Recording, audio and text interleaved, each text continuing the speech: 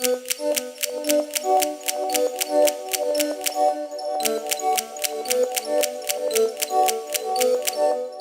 have been doing a lot of really interesting public opinion research around the ongoing negotiations on the Brexit deal, and things don't look as bad for Theresa May as you might expect. The first reason for this is that before the vote of no confidence, a poll showed that a majority of the public don't think any other Conservative leader could have got a better deal than Theresa May has, and this holds both amongst Leavers and Remainers.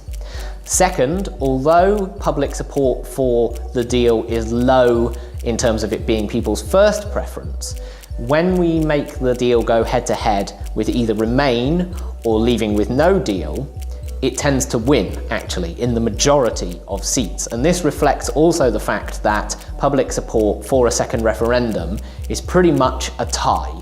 So over the course of many surveys, we've seen a bit of fluctuation within the margin of error, but generally it's not conclusively in favour of a second referendum. So there's not this kind of head of steam at the moment for it happening.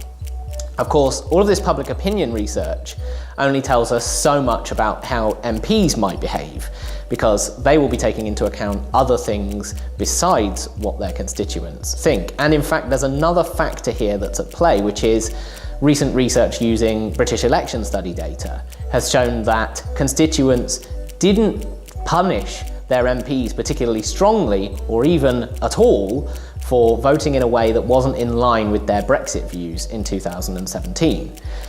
So this can only tell us so much about what MPs might do. And there's another important qualifying factor, which is when we look at public opinion research, we often think it's a nice clear-cut expression of a very static held view amongst the public. But in fact, a lot of things are going on when the public answer survey questions.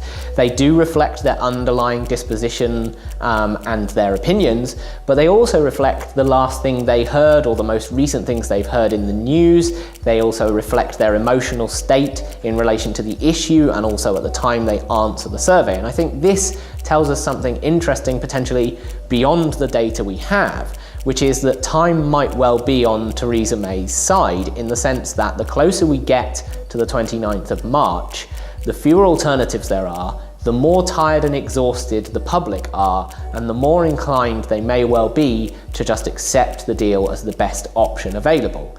And you never know, this might even hold for MPs as well.